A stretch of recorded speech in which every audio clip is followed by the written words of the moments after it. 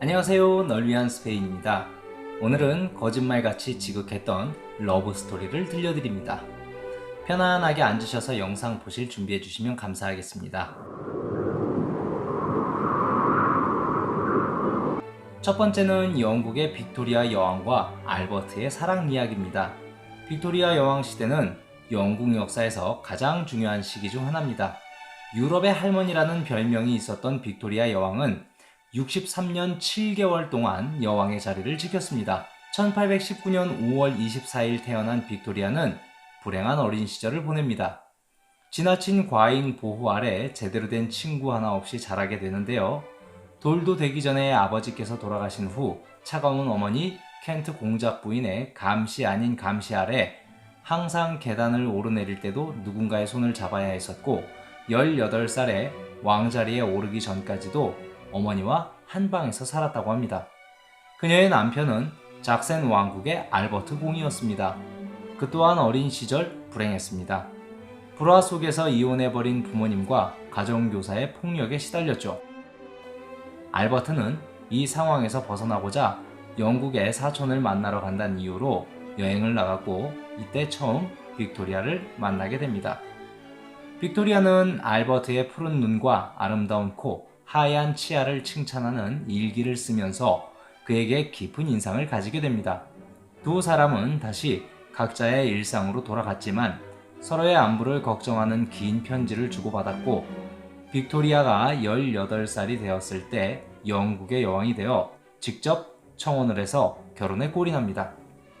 이 결혼식에서 빅토리아가 입은 하얀 웨딩드레스는 이후 모든 결혼식의 심벌 마크가 되었습니다.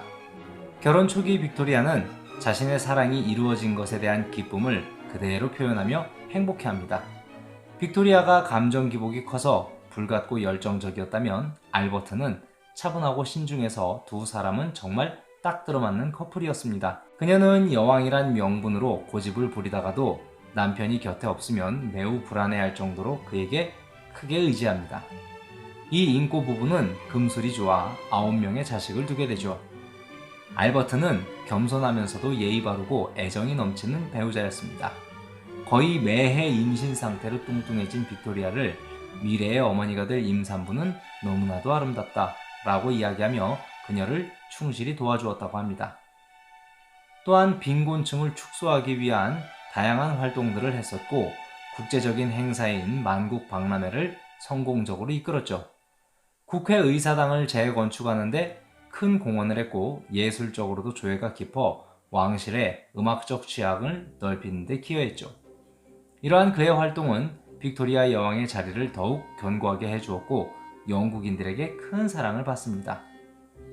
또한 알버트는 본인이 불행한 가정 환경에서 자랐기 때문에 자식 교육에 헌신적이었고 좋은 아버지로서 많은 활동을 했으며 이는 대외적으로 안정적인 이미지를 주어 많은 존경과 사랑을 받은 인물입니다.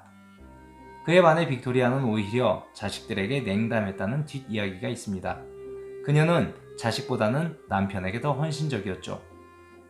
그들의 9명의 자식은 전 유럽의 군주로서 활약을 하게 되는데 그중 장녀는 부모의 큰 기대만큼 뛰어나서 큰 사랑을 받지만 정작 영국 왕위 계승자인 에드워드는 부모의 기대를 따라가 주지 못했고 그는 왕세자로서의 빡센 교육을 따라가지 못한 것도 모자라 끊임없이 난잡한 연애 생활을 하고 다닙니다. 그래서 1861년 알버트는 편치 않은 몸을 이끌고 왕세자를 직접 찾아가 설득에 나서게 됩니다. 하지만 이후 그의 몸은 급격히 악화되어 그 후 한 달 만에 윈저 성에서 가족들이 지켜보는 가운데 사망하게 됩니다. 빅토리아는 남편이 망나니 에드워드를 교육시키기 위해 무리해서 움직인 탓에 사망했다고 믿었기 때문에 그녀가 죽을 때까지 에드워드를 용서하지 않았으며 최악의 성품과 지능을 가졌다고 비난했습니다. 알버트는 42살에 사망했고 남편의 사망 후 빅토리아는 근 40년을 그를 그리워하며 검은 상복만 입고 살았다고 합니다.